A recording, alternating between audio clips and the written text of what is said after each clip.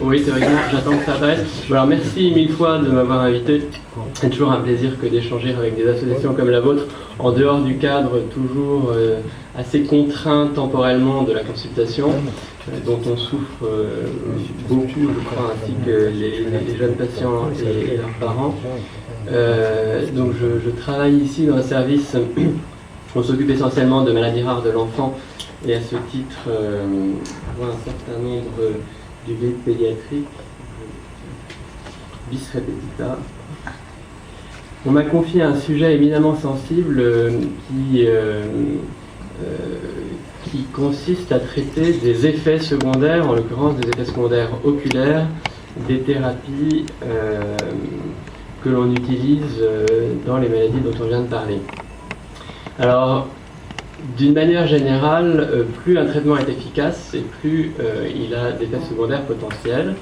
Et vous allez le voir, je vais essayer de le rappeler à plusieurs occasions, l'énumération de ces effets parfois impressionnants ne doit pas conduire au découragement. Au contraire, comme ça a déjà été précisé, on les connaît de mieux en mieux, les connaître c'est les maîtriser, et tout l'enjeu c'est précisément de les prévenir, de les diagnostiquer précocement et de les traiter lorsqu'on les constate.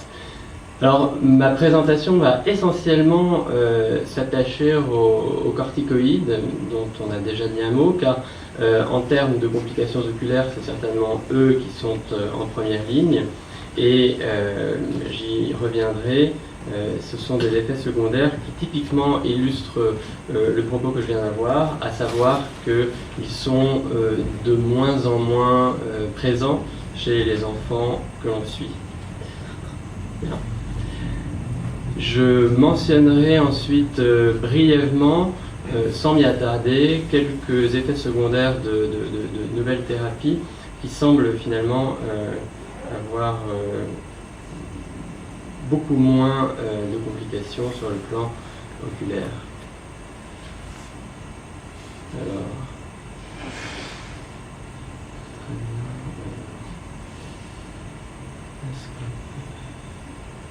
effets secondaires, PDF. Oui, mais c'est bizarre parce que c'est en grisé. Voilà.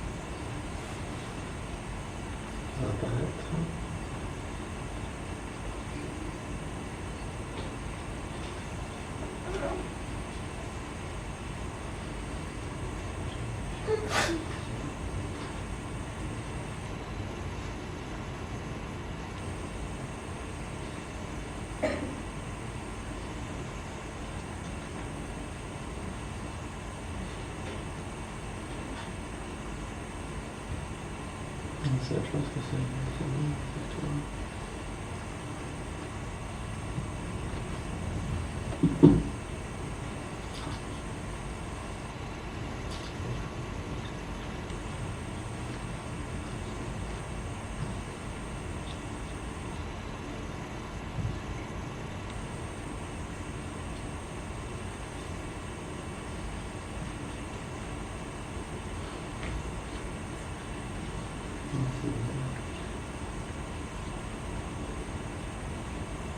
J'avais mis sur PDF pour que ça aille plus vite, c'est réussi.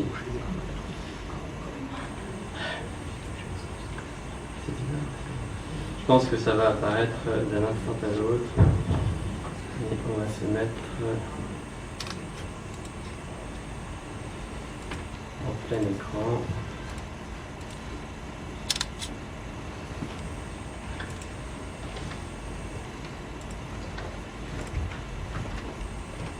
Voilà.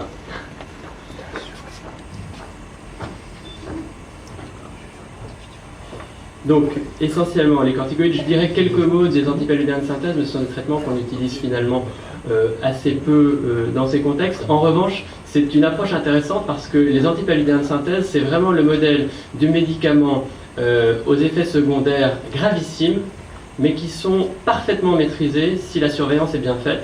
Et finalement, ça illustre peut-être ce qu'il faut bien comprendre et ce à quoi on tend, à savoir non pas supprimer les effets secondaires, parce que par définition, comme je l'ai dit, on n'a pas de traitement efficace qui soit dénué d'effets secondaires, mais plutôt vivre avec, les prévenir et réagir très vite.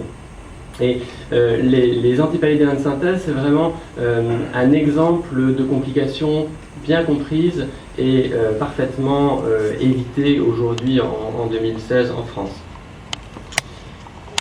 Alors, les corticoïdes sont des grands pourvoyeurs de complications. Il y avait un numéro d'une revue que vous connaissez bien il y a quelques années sur le sujet des corticoïdes dans les uvéites. Ça constitue toujours le grand traitement de référence des crises aiguës, qu'il s'agisse des crises d'arthrite ou d'uvéite, parce que leur efficacité est remarquable et leur rapidité d'action est difficilement égalée.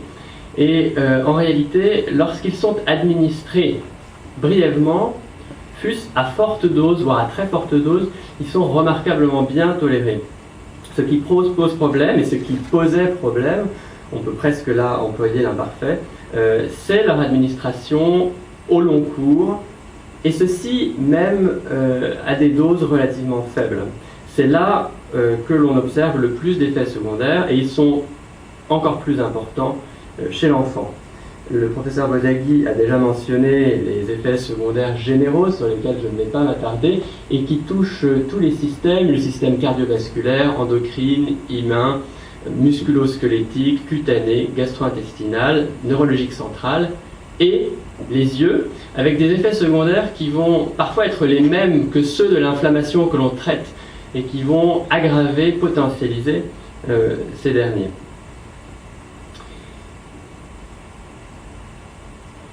Alors, les voies d'administration sont diverses.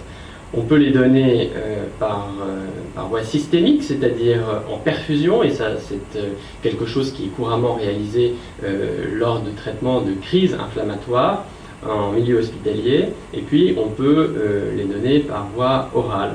On peut aussi, à l'autre extrémité, à droite, les donner par voie topique, c'est-à-dire par collyre, et on prendra bien soin, dans la mesure du possible, lorsque l'on administre un collyre à un enfant, quelle que soit la nature du collyre, de bien comprimer le point lacrymal en appliquant une pression de bas en haut et de l'extérieur vers l'intérieur, au niveau de la base du nez, pour comprimer le canal lacrymal et diminuer ainsi au maximum le passage systémique, c'est-à-dire le passage dans la circulation de la goutte dont on souhaite l'action au niveau de l'œil. Et on n'a pas besoin, lorsqu'on administre un traitement par collyre, d'une action surajoutée dans la circulation. Et puis, on a la voie locorégionale, dont il a été fait mention en début d'après-midi, qui consiste à injecter le corticoïde dans la région. Alors la région, ça peut être sous la conjonctive, ça peut être derrière l'œil et ça peut être dans l'œil. Je ne vais pas m'attarder sur ces différentes modalités d'injection qui toutes peuvent avoir un intérêt en fonction des situations, en fonction de l'âge de l'enfant et en fonction de la nécessité ou non d'une anesthésie générale pour réaliser cette injection. Évidemment, plus l'on va vers la droite et plus les effets systémiques sont réduits.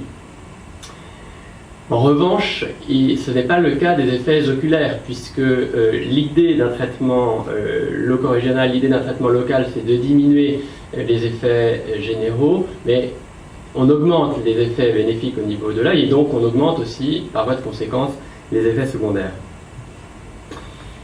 Alors, les deux grandes complications de la corticothérapie au long cours, c'est, et ça a déjà été mentionné, le glaucome et la cataracte. Et en fait, je vais surtout parler du glaucome parce que, comme on vous l'a dit, c'est là vraiment la complication devant laquelle on est parfois relativement démuni.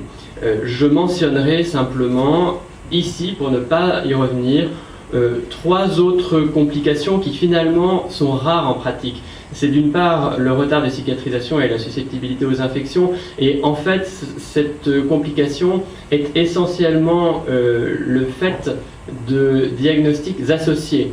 On a une infection déjà présente, on va ne pas en faire le diagnostic, parfois parce que le traitement est administré sans avoir eu une consultation, et puis les corticoïdes vont faire flamber cette infection.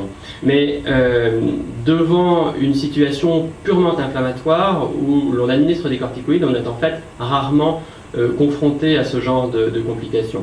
Une autre complication sur laquelle je ne vais pas m'étendre parce qu'elle est finalement très rare, c'est ce qu'on appelle la choriorétinopathie séreuse centrale. C'est une petite bulle qui se forme au fond d'œil et qui n'est pas une complication qui va engendrer généralement des conséquences ennuyeuses. C'est un traitement, c'est une complication que l'on diagnostique assez facilement maintenant qu'on dispose de l'OCT et qui va avoir un pronostic fonctionnel relativement bon. Et puis très exceptionnellement encore, on peut avoir des phénomènes d'hypertension intracrânienne qui vont principalement se manifester par un œdème papillaire au fond d'œil. Et là encore, on va savoir diagnostiquer ces situations et y faire face.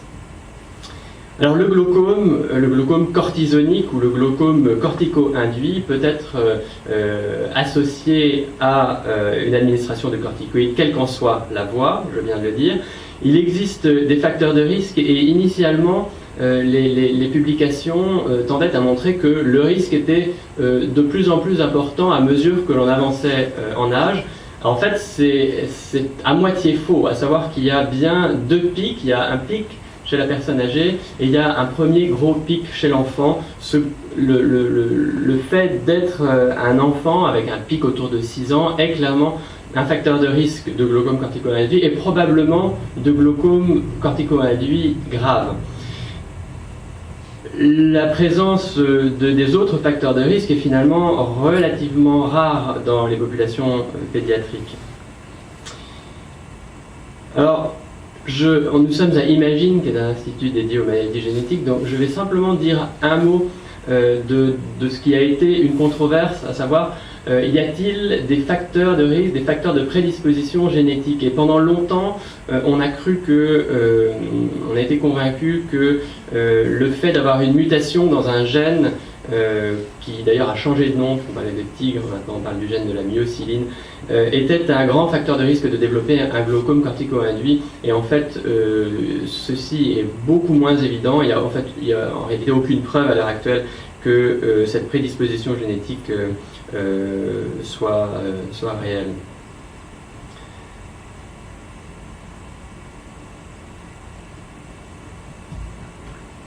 Je me méfie de la sensibilité de cet ordinateur.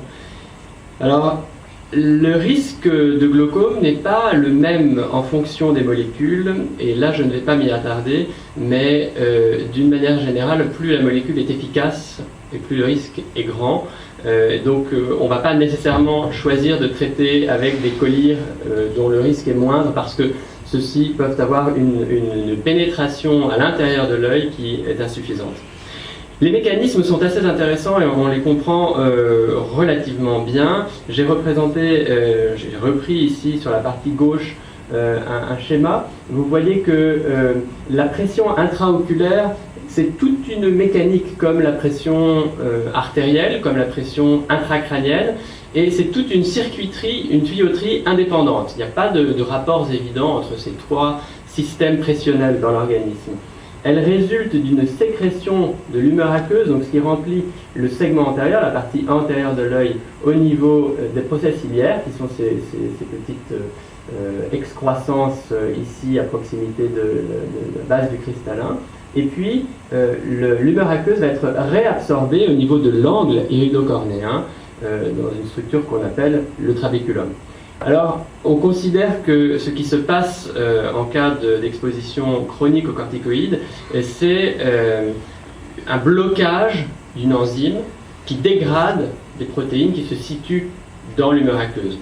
Alors, ces protéines, n'étant plus dégradées, vont s'accumuler, elles vont venir tapisser progressivement le trabéculum, qui est cette zone de filtration de l'humeur aqueuse, et la filtration étant moindre, alors que la sécrétion se poursuit de la même manière, la pression va augmenter. Et attention, alors que le glaucome, d'une manière générale, n'est pas exactement synonyme d'élévation de la pression intraoculaire, le glaucome cortico-induit, lui, est quand même largement lié à l'élévation de la pression intraoculaire. Cette augmentation de la pression va en fait entraîner comme conséquence majeure une altération du nerf optique à la partie postérieure de l'œil. Donc le problème se situe à la partie avant de l'œil, mais les conséquences dommageables sont situées au niveau du nerf optique, au niveau des fibres ganglionnaires. Les signes fonctionnels, il n'y en a pas avant que le glaucome ne soit à un stade qu'on appelle agonique et où finalement il est beaucoup trop tard pour agir, puisqu'il s'agit d'un rétrécissement très lent et progressif de la vision périphérique. Même un adulte ne s'en rend pas compte, a fortiori un enfant ne s'en rend jamais compte, sauf lorsque le champ visuel est extrêmement restreint. Il va donc falloir diagnostiquer ce glaucome, évidemment, bien avant ce stade. Alors, comment est-ce qu'on va diagnostiquer le glaucome? Je vous ai dit qu'il était lié à une élévation de la pression intraoculaire, et donc on va systématiquement surveiller la pression intraoculaire des enfants traités par corticoïdes, et des adultes aussi, mais de façon peut-être plus étroite encore des enfants, en mesurant cette pression intraoculaire. Et là encore, il y a eu des progrès considérables au cours des 10 et même des 5 dernières années dans les méthodes de mesure de la pression intraoculaire chez l'enfant. Vous avez ici l'illustration de la méthode classique, qui est la tonométrie de Goldman, qui exige tout de même que le patient, l'enfant, soit relativement sage, immobile, à la lampe à fente. On met une petite goutte pour anesthésier l'œil, c'est totalement indolore, mais il faut garder les paupières ouvertes et puis laisser une lumière bleue s'avancer vers son œil. Et donc c'est extrêmement difficile avant l'âge de 5-6 ans. Le développement de la tonométrie à air, qui est le petit jet que vous connaissez bien et qui va évaluer la pression, est déjà un grand progrès puisque ça permet de mesurer en routine la pression chez des enfants plus jeunes. Et enfin, récemment, le développement de techniques dédiées à la pédiatrie qui sont absolument indolores, où il n'est même pas besoin de maintenir l'œil ouvert pendant une grande durée de temps, permet désormais de mesurer de façon extrêmement précise la pression intraoculaire des enfants en consultation dès le plus jeune âge, là où pendant longtemps on était obligé même parfois de les endormir finalement il y a encore 6 ou 7 ans dans certaines situations pour avoir une évaluation très précise de la pression intraoculaire. Ce n'est plus le cas et le nombre d'examens sous anesthésie générale a fondu, en particulier grâce au développement de techniques comme celle-ci. Donc on va mesurer la pression intraoculaire et dès que la pression intraoculaire augmente, c'est pour nous une sonnette d'alarme. On va évidemment, dès lors que la pression intraoculaire est augmentée, mesurer un certain nombre de paramètres fonctionnels, c'est-à-dire que l'acuité, elle, je vous l'ai dit, reste bonne jusqu'à la fin. Donc l'acuité n'est pas très intéressante dans la surveillance d'un glaucome, c'est l'évaluation du champ visuel qui va avoir un intérêt, avec différentes techniques. Et là encore, je ne m'y attendrai pas parce que ce serait trop long, mais là encore, il y a eu des progrès techniques remarquables au cours des dernières années, et l'on a maintenant des moyens d'évaluer le champ visuel des petits-enfants dont on ne disposait pas il y a encore quelques années. Je passe sur ces moyens spécifiques à l'enfant qui sont un progrès indéniable. On va aussi surveiller l'aspect du nerf optique dont je vous ai parlé. Vous avez ici un nerf optique sain et vous voyez qu'il y a une petite coupe qu'on appelle en anglais le cup, qui est une petite excavation au centre de ce nerf optique sain. Et vous voyez que cette excavation s'est considérablement élargie pour former un gros bol blanc au cœur de ce nerf optique glaucomateux. Alors voilà ce que l'on veut éviter. Et donc on va mesurer, on va quantifier cette excavation. Et plus encore aujourd'hui, on va être capable de mesurer l'épaisseur des fibres ganglionnaires, c'est-à-dire des neurones, tout autour de l'anneau neurorétinien. Et là encore, on a fait des progrès considérables et on dispose aujourd'hui de méthodes extrêmement fines et reproductibles utilisables chez l'enfant dès l'âge de 4 ans en consultation, afin de surveiller avec une très grande précision l'évolution de l'atteinte du nerf optique. Alors, devant un glaucome cortico-induit, la première mesure, ça va être d'arrêter les corticoïdes. Alors c'est simple à dire, mais il est des situations dans lesquelles l'arrêt des corticoïdes va également engendrer une diminution de l'immunosuppression, et les traitements que l'on va instaurer pour prendre le relais ne sont pas tous actifs immédiatement. Certains connaissent bien le problème. Donc cet arrêt des corticoïdes, évidemment, va être encadré, va être fait selon un programme bien spécifique, adapté à chaque cas et en concertation avec les pédiatres. On va ajouter, dans l'immense majorité des cas, à la phase initiale, et y compris bien sûr dans les cas où on va retarder l'arrêt des corticoïdes de quelques semaines, et chaque cas est très particulier, donc là c'est difficile de rentrer dans le détail, mais on va traiter de toute façon avec des collyres qui font baisser la pression intraoculaire. Et la place de la chirurgie est réservée aux situations qui échappent au traitement médical, puisque la chirurgie du glaucome en général et du glaucome cortico-induit en particulier n'est pas une panacée. C'est un traitement qui va permettre, dans certains cas, d'abaisser la pression intraoculaire lorsque les traitements médicaux sont insuffisants. Et le grand problème sur lequel que je vais mentionner du glaucome cortico-induit, c'est que probablement, plus encore que chez l'adulte, eh bien, tous les enfants qui ont un glaucome cortico-induit ne vont pas avoir une régression, une diminution de la pression intraoculaire et donc une régression du glaucome à l'arrêt des corticoïdes. Alors dans certains cas, la pression intraoculaire revient à la normale après un certain temps, et c'est une situation évidemment très satisfaisante, puisque les lésions du nerf optique sont le fait d'une part du chiffre de pression. Plus la pression est élevée et plus le nerf optique sera fragilisé, et aussi de la durée d'évolution. C'est-à-dire que pour un chiffre de pression donné, une élévation de la pression intraoculaire de quelques semaines n'aura que très peu d'effet, mais si cette même élévation de la pression intraoculaire persiste plusieurs mois ou plusieurs années, alors les effets seront importants. Dans certains cas, l'hypertonie intraoculaire persiste à l'arrêt des corticoïdes, mais on arrive à la traiter avec des collyres. C'est une situation intermédiaire, et parfois on essaye de diminuer les collyres des mois ou des années plus tard, et on voit qu'en fait, on ne peut pas sevrer l'enfant de ces collyres hypotonisants parce qu'on a en quelque sorte décompensé une situation probablement à cause des corticoïdes qui ne régressent pas à l'arrêt de ces derniers. Et puis, j'ai mentionné la chirurgie qui est nécessaire dans une minorité de cas, bien sûr, mais parce qu'il est même des situations où on ne parvient pas à maîtriser l'élévation de la pression intraoculaire ni avec l'arrêt des corticoïdes, ni avec les traitements hypotonisants, et il faut dans ce cas-là passer à l'étape supérieure qui est la chirurgie du glaucome. Je pourrais répondre à vos questions s'il y en a, mais je ne vais pas rentrer dans les détails parce que ça devient, je pense, très technique.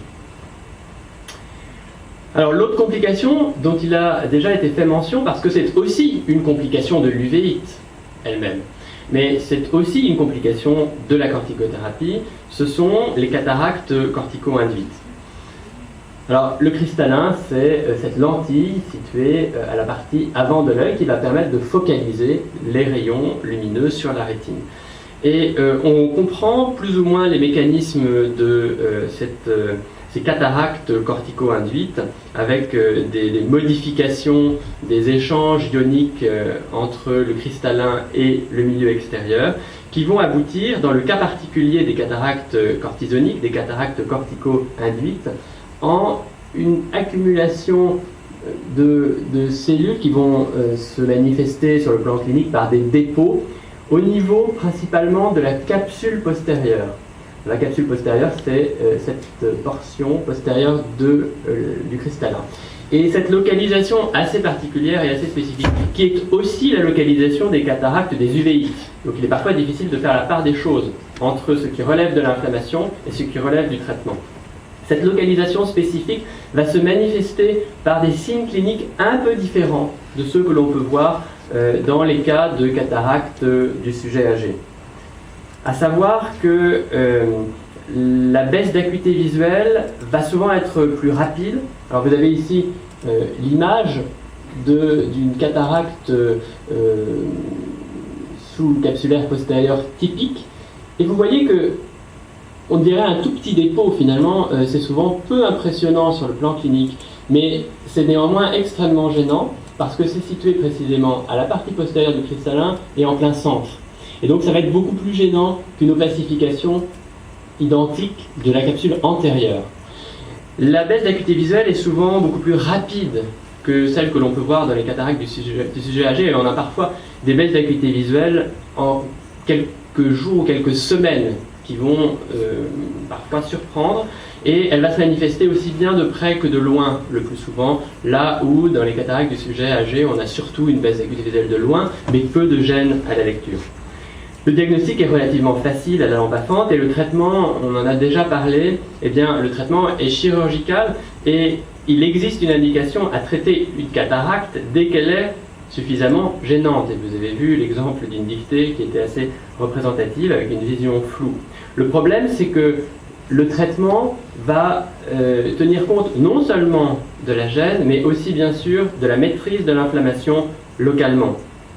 Car il est hors de question pour nous d'opérer une cataracte si l'inflammation n'est pas maîtrisée. Et même si elle est maîtrisée, cette opération, certains le savent bien, va être encadrée par une préparation tout à fait particulière qui n'a rien à voir avec l'opération d'une cataracte chez une personne âgée, une cataracte standard si j'ose dire.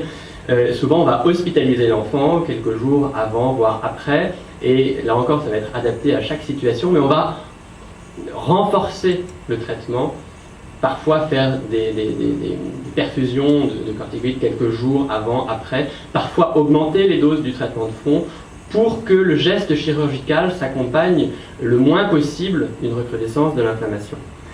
De la même manière, dans les précautions particulières se pose la question de l'implantation, et là c'est vraiment une réponse au cas par cas, il en a déjà été fait mention, on se méfie de l'implantation, c'est-à-dire de la pose d'un cristallin artificiel, chez les petits-enfants et particulièrement dans les cas où l'inflammation n'est pas contrôlée.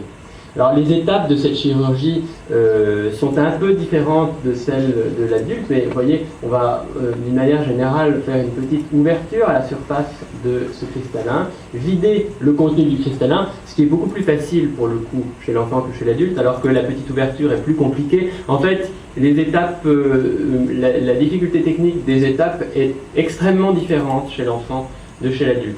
Et puis, quand c'est possible, on va mettre en place un implant, et pas n'importe lequel, parce que là encore il y a des différences entre les implants dans leur risque d'engendrer une augmentation de l'inflammation. Donc quand c'est possible, et de plus en plus souvent finalement, parce que l'on maîtrise de mieux en mieux les facteurs qui vont déséquilibrer l'inflammation, donc de plus en plus souvent il est possible de mettre en place un implant intraoculaire afin d'éviter l'aphakie, c'est-à-dire la nécessité de porter des lunettes très épaisses ou des lentilles dans les suites d'une chirurgie de la cataracte pour voir net.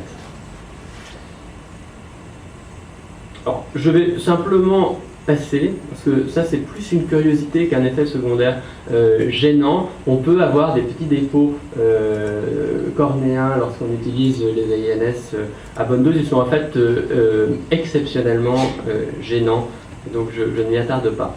Et puis je vais dire quelques mots de la maculopathie aux antipolydéens de synthèse. Les antipolydéens de synthèse, c'est le plaquenil qui est beaucoup utilisé dans certaines maladies inflammatoires de l'enfant. Parce que je pense que c'est un modèle intéressant. Il existe des facteurs de risque qui sont maintenant bien connus et qui sont essentiellement, dans le cas des enfants et des adolescents traités par plaquenil, le fait de la dose cumulée, c'est-à-dire l'effet conjoint de la durée du traitement et de la dose journalière. Et au-delà d'une certaine dose, le risque est notable. Donc, on va faire un bilan de départ avant de commencer le traitement ou dans les premières semaines de début du traitement, puisque les effets n'apparaissent jamais initialement. Et on va ensuite mettre en place une surveillance annuelle extrêmement bien codifiée à partir du moment où cette dose cumulée à risque est atteinte.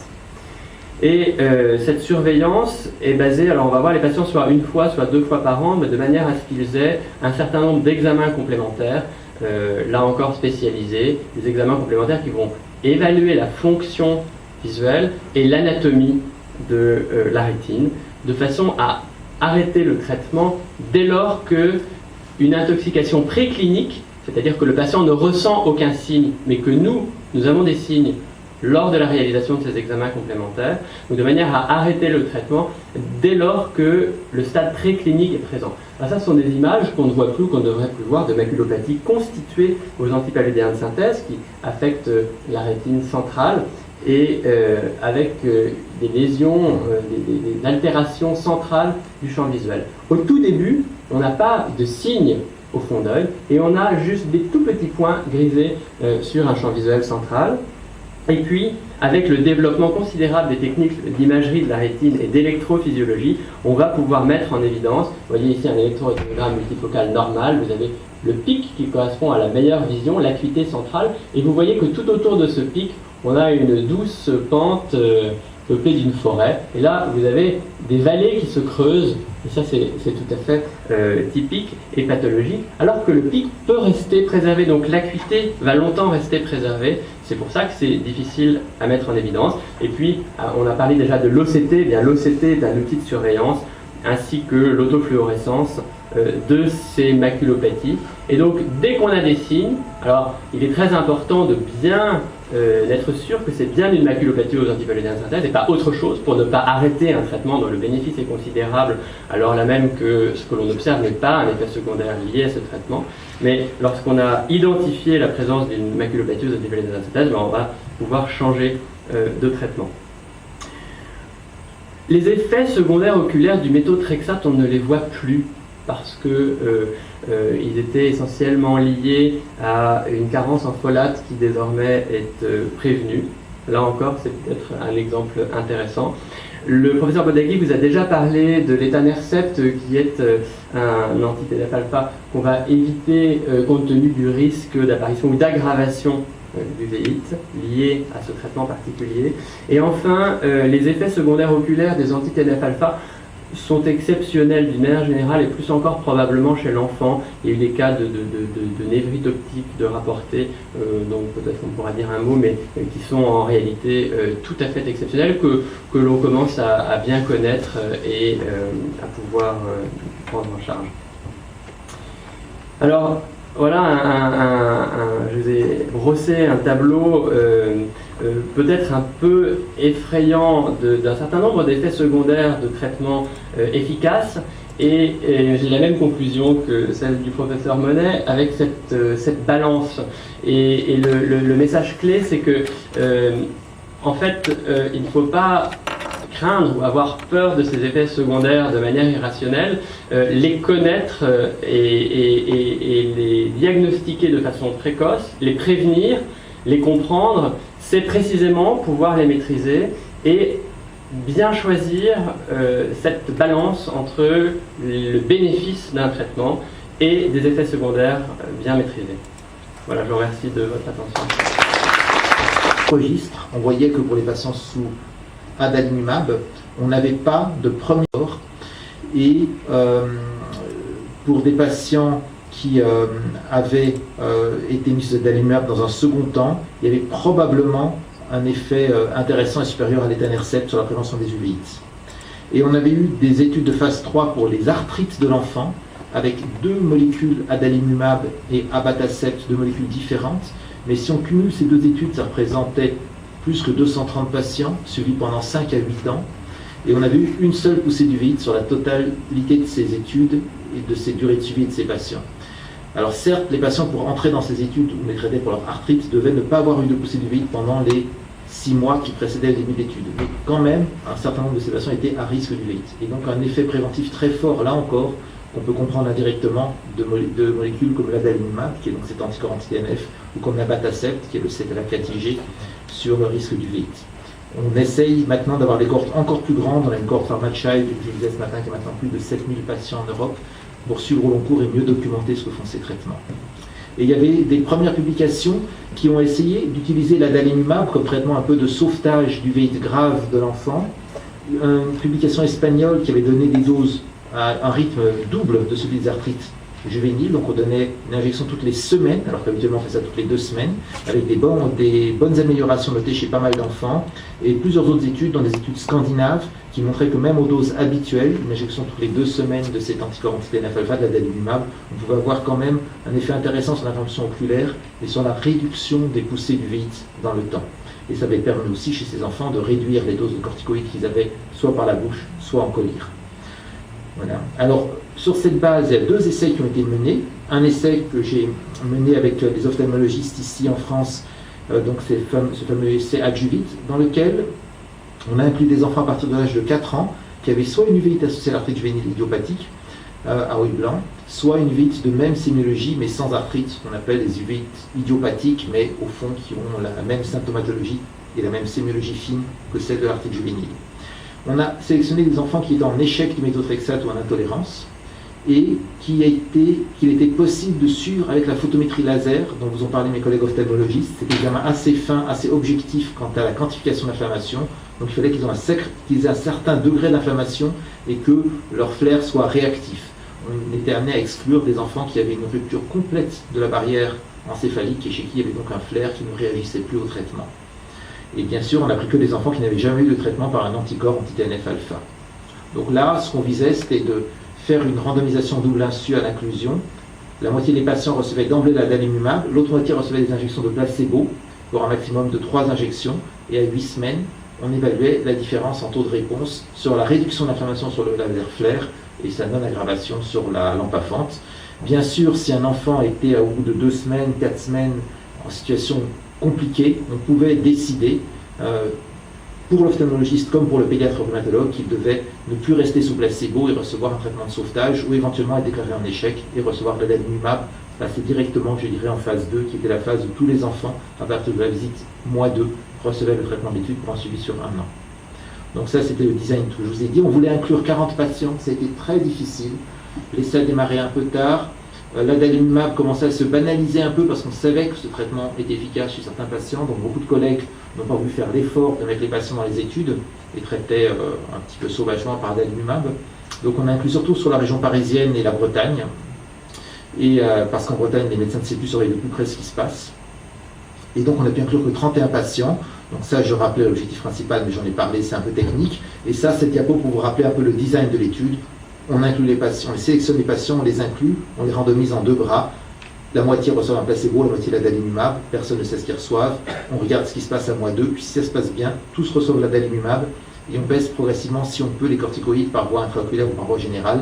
Bien sûr, pendant les 2 premiers mois, on ne touche à rien d'autre que ce qui est en cours pour ne pas modifier l'interprétation. C'est-à-dire qu'on n'a pas le droit de jouer sur les collyres pendant les 2 premiers mois. Alors il y avait plein d'objectifs secondaires, dont vérifier la bonne tolérance du traitement adalimumab versus placebo, puis adalimumab chez tous pendant 1 an, et puis évaluer plus finement la réponse sur les 2 yeux. Là, on évaluait chez chaque enfant qu'un œil, le plus inflammatoire, mais on évaluait aussi dans l'étude ce qui se passait sur les 2 yeux, et des études un peu plus exploratoires, et aussi la possibilité de diminuer la corticothérapie générale. Et accessoirement, l'efficacité sur l'atteinte articulaire associée. Plus exploratoire, on a une collaboration avec Dallas, mais qui mettra du temps, je pense, à donner ses résultats pour voir si, au niveau sanguin, on a, au niveau du transcriptome, de la manière dont les gènes sont transcrits, plus ou moins, des marqueurs prédictifs sur la possibilité de répondre à ce traitement ou pas. Donc ça, c'est très exploratoire. Alors les résultats rapidement, on n'avait que 31 patients qu'on a réussi à inclure, 2 groupes assez comparables entre ceux qui ont reçu l'adalimumab d'emblée ou ceux qui ont commencé par un placebo, des enfants qui avaient en moyenne 9-10 ans, dont la même proportion dans les 2 groupes avait moins de 13 ans, ce qui est important parce que la dose qu'on donne avant 13 ans n'est pas tout à fait la même que la dose après 13 ans. Surtout des oligoarthrites, comme ça a été souligné, quelques polyarthrites ou d'autres sous-types. Quelques-uns, 2 au total, n'avaient pas du tout d'arthrite, des uvites idiopathiques, et pas beaucoup d'articulations atteintes en moyenne. Ils avaient plutôt entre 0 et 4 articulations atteintes au moment de l'étude. Donc pas des formes graves sur le plan articulaire. Une uvite qui durait depuis un peu plus de 4 ans en moyenne, des valeurs élevées en laser flair, autour de 70 ou 100, alors que les critères du SAM sur la simple lampafente montraient des grades entre 0 et 3, bien sûr, mais le plus souvent entre 1,5 et 2, donc une inflammation moyenne, on va dire. et pas mal d'uveites bilatérales. Hein. La majorité des patients avaient les deux yeux atteints. La plupart avaient des corticoïdes, tous avaient eu du méthotrexate et quelques-uns de l'étanercept qui marche sur l'arthrite mais pas sur l'œil. Et au moment de commencer le traitement, on en avait sous corticoïdes oraux chez une minorité forte de patients, à peu près un tiers, avec des doses faibles, et presque tous les patients étaient sous méthotrexate, à part les quelques-uns qui étaient intolérants à ce traitement, à des doses relativement fortes. Alors, nous avons des résultats qui sont encore que très préliminaires. Globalement, l'essai donne des résultats intéressants, en ce sens que sur l'objectif principal, on a eu 9 répondeurs sur 16 à 2 mois dans le groupe adalimumab, donc des réponses effectivement rapides. Quand on utilise la photométrie laser, on voit rapidement, comme le disait Barambodagui, il disait qu'on pouvait le voir à 1 mois. Donc là, à 8 semaines, on avait vraiment des réponses rapides. Comme on avait mis le seuil à 30% d'amélioration, c'était peut-être un seuil un peu bas. On a eu quand même 3 enfants améliorés dans le groupe placebo, peut-être un effet un peu retardé du méthotrexate et des collyres. Et donc une différence qui apparaissait significative, mais avec ce qu'on appelle l'intervalle de confiance assez large, c'est-à-dire qu'en fait c'est difficile de conclure de façon absolument formelle, eu égard aux petits effectifs de cette étude. Et la plupart des patients ont pu rester dans l'étude, il n'y en a que 2 qui ont arrêté en cours de route. Un qui a J14 avait une inflammation oculaire qui s'aggravait, l'ophtalmologiste a préféré le mettre d'emblée sous forte dose de corticoïdes et le sortir de l'étude. Il avait eu une injection d'adalimumab, celui-là, et un autre qui avait des problèmes d'hypertonie oculaire qui ont obligé à le sortir de l'étude. Hypertonie liée à l'ancienneté et à la gravité de l'uvéite qui avait précédé son entrée dans l'étude. Il y a eu 6 événements indésirables graves, essentiellement ophtalmologiques, essentiellement justement des complications liées à l'uvéite antérieure, d'autres poussées d'hypertonie oculaire, notamment une infection à type d'angine, pas de choses complètement inattendues, une hépatite sous méthotrexate qui s'est résolue à l'arrêt de méthotrexate. L'évolution a été favorable dans tous les cas. Donc une tolérance globalement assez bonne. Donc un essai qui est intéressant, on attend des résultats un peu plus complets de l'analyse des données. Et à côté de ça, un essai beaucoup plus grand, l'essai anglais Sycamore, qui lui voulait inclure sur un essai très multicentrique en Angleterre et en Écosse 154 patients. Et là, c'est aussi une randomisation d'emblée en double insu. Des enfants qui étaient en échec du méthotrexate, un groupe d'un tiers des patients recevraient tout le temps le méthotrexate, ce que je trouve éthiquement un peu discutable, mais bon, c'était comme ça dans leur essai, et 2 tiers pourraient être mis sous adalimumab et donc avoir adalimumab plus méthotrexate. Et là, leur évaluation principale était à 3 mois, donc un peu plus tard que nous, de voir l'effet sur la lampe à fente. Et donc là, leur critère de jugement était soit de montrer une amélioration de la lampe à fente sur les formes très inflammatoires, soit de prouver au moins qu'il ne s'aggravait plus quand on les mettait sous adalimumab sur les formes avec un peu moins d'inflammation. Et ils voulaient montrer qu'il y avait plus de répondeurs dans le groupe adalimumab que le groupe placebo. Et on a eu les premiers résultats à l'automne de cette étude qui a marché. Ils ont même arrêté l'étude après 90 patients parce que les résultats étaient assez clairs. Ce n'était pas la peine d'aller plus loin. Ils avaient 30 patients dans le groupe placebo, 60 dans le groupe adalimumab. Et il y avait 48 répondeurs sur 60 dans le groupe adalimumab contre seulement 12 sur 30 dans le groupe placebo. Donc ça, sur ces effectifs-là, c'est extrêmement significatif. Et la tolérance était satisfaisante pour leurs premières données analysées. Donc il est probable que sur la base de ces résultats, le laboratoire qui commercialise l'adalimumab va essayer de monter un dossier pour qu'il y ait une autorisation de mise sur le marché dans l'arthrite juvénile avec uvéite, donc de l'uvéite de l'arthrite juvénile, sachant que ce laboratoire, grâce à des études menées par mes collègues ophtalmologistes chez les adultes, a déjà un dossier d'AMM pour l'uvéite de l'adulte. Il va probablement utiliser cette étude anglaise comme étude pivot, comme étude forte, et puis d'autres données de registre et la petite étude française comme élément additionnel, sauf si les exigences des autorités régulatrices sont quand même de faire un essai international pour peut-être mieux définir la dose exacte qu'il faudrait utiliser, puisque là on a appliqué un peu mécaniquement la dose de l'arthrite juvénile. Il se peut que pour certaines uvéites, il faudrait une dose un peu plus forte ou des injections un peu plus fréquentes, comme l'avaient fait les Espagnols dans leurs premiers travaux, pour avoir le plein effet de ce type d'approche thérapeutique. Et puis bien sûr, il y a des essais à venir avec d'autres biothérapies, parce que même si les résultats que je vous ai montrés sont encourageants, ils ne règlent pas tout. Il y a des patients qui ne répondent pas assez bien à l'adalimumab, alors on essaye parfois d'autres anticorps anti-TNF, comme l'infliximab, le Remicade, et comme je vous disais, d'autres molécules peuvent être intéressantes aussi, qu'on espère pouvoir tester à l'avenir. Voilà, donc un survol rapide de ces résultats d'études très très récents, et puis si vous avez des questions, pour moi-même ou pour Mathieu Robert ou Dominique Bonnet qui ont la gentillesse de rester, n'hésitez pas, on peut avoir un peu de temps là encore dans cette fin d'après-midi pour vos questions, quel que soit le sujet que vous souhaitez aborder dans ce vaste domaine du suivi.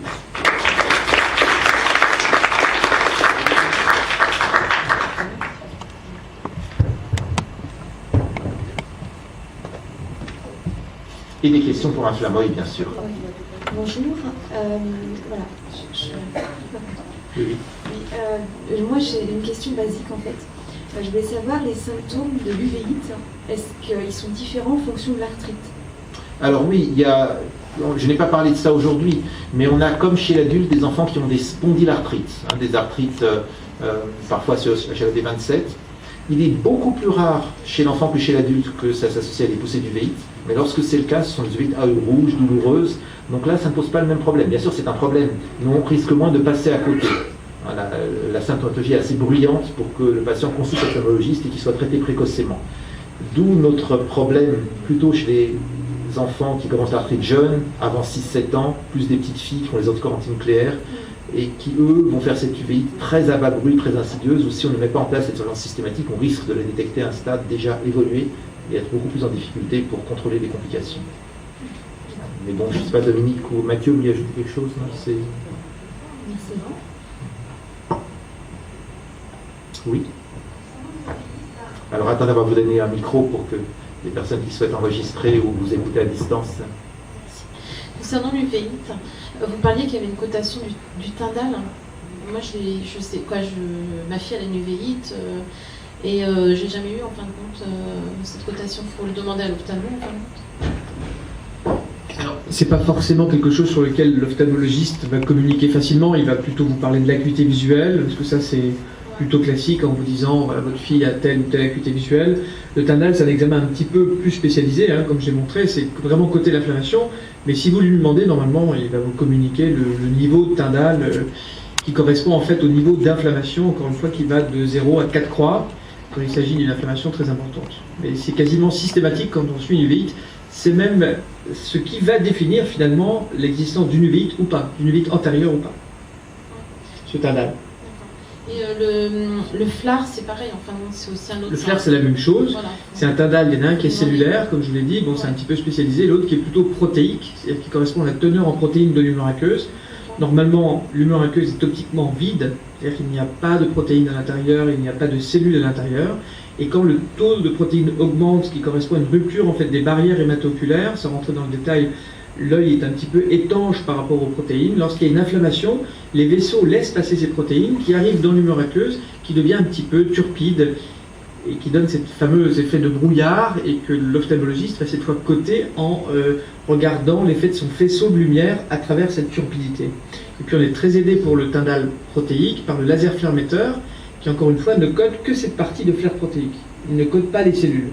D'où parfois la discordance entre une uvéite active, qui est représentée par les cellules, et une uvéite qui peut être séquelaire, qui est représentée par le flair protéique. C'est pour ça que le flair protéique, on en tient compte, mais j'allais dire dans un deuxième niveau, parce qu'il peut autant correspondre à des séquelles qu'elle correspond à une uvéite active. Si votre enfant a 10 ans d'uvéite plus ou moins bien traitée, il va avoir un Tyndall protéique jusqu'à la fin de ses jours. On ne peut jamais le remettre à zéro, alors qu'on peut espérer qu'il n'y ait plus aucune cellule dans la chambre antérieure de l'œil, et c'est ça qui va définir que l'œil est bien calme. Voilà.